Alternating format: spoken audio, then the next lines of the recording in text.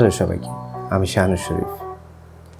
এই 2022-তে কোন প্রোগ্রামিং ল্যাঙ্গুয়েজগুলো শিখলে আসলে ভালো হয় এটা নিয়ে আমি আজকে আলাপ করব।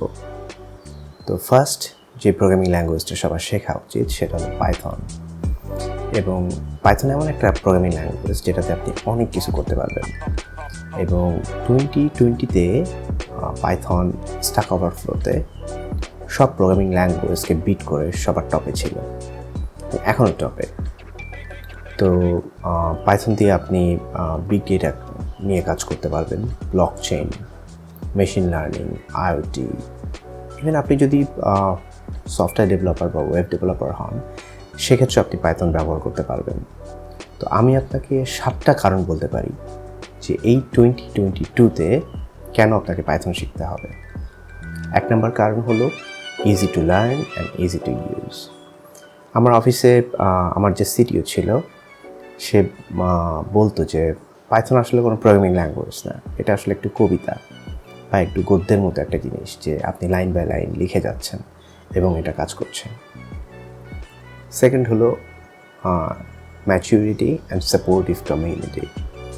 তো পাইথন আসলে অনেক ম্যাচিউর একটা ল্যাঙ্গুয়েজ এবং এটা লাস্ট 30 বছর যাবৎ মেনটেন হচ্ছে এবং এটার কমিউনিটি অনেক হিউজ। আপনি অনলাইনে অনেক রিসোর্স পাবেন। আপনি যদি মনে করেন যে আপনি পাইথন নিয়ে কাজ করতে যাচ্ছেন এবং আপনার প্রবলেম সলভ করতে হবে, আপনি কোথাও প্রবলেম সলভ করতে পারছেন না, অনলাইনে বিভিন্ন টাইপের সলিউশন দরকার, আপনি অনেক ওয়েবসাইট আছে যেখানে পাইথনের সলিউশন আছে বা পাইথন সিনট্যাক্স কীভাবে ইউজ করতে হবে বা কোনো প্রবলেম আপনি ডিরেক্টলি টাইপ করে, সে ফর এক্সাম্পল আপনি স্টক ইনভেন্টরি স্টক আপনি অ্যাডজাস্ট করবেন, কিভাবে করবেন।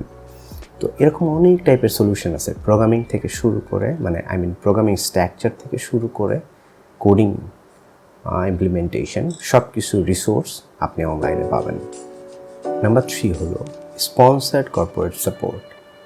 দ্যাট মিনস যারা আসলে পাইথনের কোড ডেভেলপার তারা আসলে স্পন্সার্ড এবং sponsored by many big companies like Facebook, Google, Amazon, Oracle এবং আরও অনেক বড় বড় কর্পোরেট কোম্পানিজ আছে যারা পাইথনকে স্পন্সার করে থাকে। ইভেন CIA বা নাসা, এই টাইপের বড় বড় যারা জায়ান্ট অর্গানাইজেশন, তারা কিন্তু পাইথনকে পে করে বা পাইথন কমিউনিটিকে পে করে যেন পাইথনটা রেগুলার বেসিস আপডেট হয় বা মেনটেন হয়।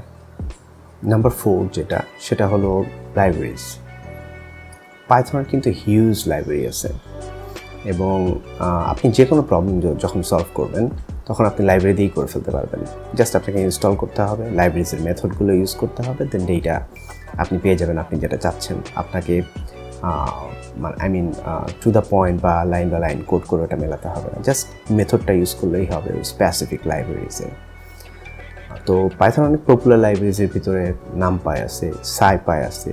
আপনি যদি জ্যাঙ্গো ইউজ করেন দেন বিউটিফুল সোপ ইউজ করবেন। জ্যাঙ্গো, আপনি যদি ওয়েব ডেভেলপমেন্ট করতে চান দেন লাইব্রেরি পুরো একটা ফ্রেমওয়ার্ক, আপনি জ্যাঙ্গো দিয়ে পুরো ওয়েব ডেভেলপমেন্ট করতে পারবেন। নাম্বার 5 হলো ভার্সেটিলিটি, রিলায়েবিলিটি, এফিসিয়েন্সি এবং স্পিড। পাইথন খুবই ফাস্ট। আমি প্রথমেই বলেছি যে আপনি আসলে পাইথন দিয়ে অনেক কিছুই করতে পারবেন।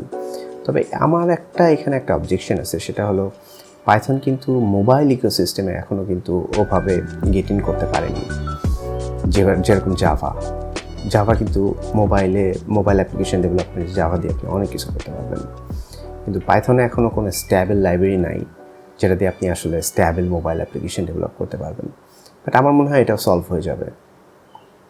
নাম্বার 6 হলো বিগ ডেটা, মেশিন লার্নিং এবং ক্লাউড কম্পিউটিং।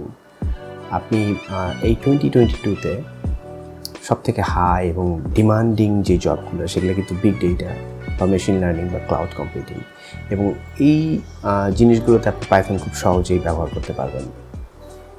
আর নাম্বার 7 যেটা, সেটা হলো অটোমেশন। পাইথন দিয়ে আপনি হিউজ লেভেলের অটোমেশন করতে পারবেন। ইভেন আপনি পাইথন দিয়ে রোবোটিক্সের কাজও করতে পারবেন।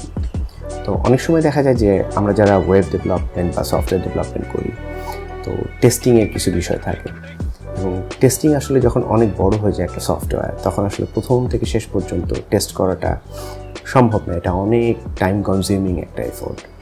তো এইসব ক্ষেত্রে আমরা পাইথন দিয়ে আমরা অটোমেশন করি, টেস্টিং পুরো A to Z আমরা জাস্ট 1 মিনিটের মধ্যে অটোমেশন করে ফেলি।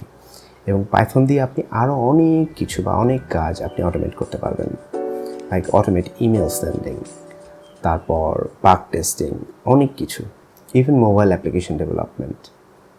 তো লাস্ট যে কথাটা আমি বলতে চাই সেটা হলো যে অনেকে হয়তো বা ডিসঅ্যাগ্রি করবেন, আর্গু করবেন, যারা আসলে পিএইচপি নিয়ে কাজ করছেন তাদের এখন উচিত আসলে একটু পাইথনে শিফট করে আসা, তার কারণ পিএইচপিটা একমাত্র টিকে আছে অলমোস্ট লাইক ওয়ার্ডপ্রেসের কারণে। তো যদি ওয়ার্ডপ্রেসের অল্টারনেট কিছু চলে আসে তখন কিন্তু আসলে পিএইচপি থাকবে না, বা পিএইচপির আসলে খুব ভ্যাস্ট অ্যাপ্লিকেশন বা অনেক সুন্দর একটা প্রোগ্রামিং ল্যাঙ্গুয়েজ তা কিন্তু না। তো ওয়ার্ডপ্রেসটার কারণে পিএইচপি অনেক বেশি পপুলার। তো আজকে এই পর্যন্তই, আশা করি সবাই ভালো থাকবেন এবং সাবস্ক্রাইব করবেন। ধন্যবাদ।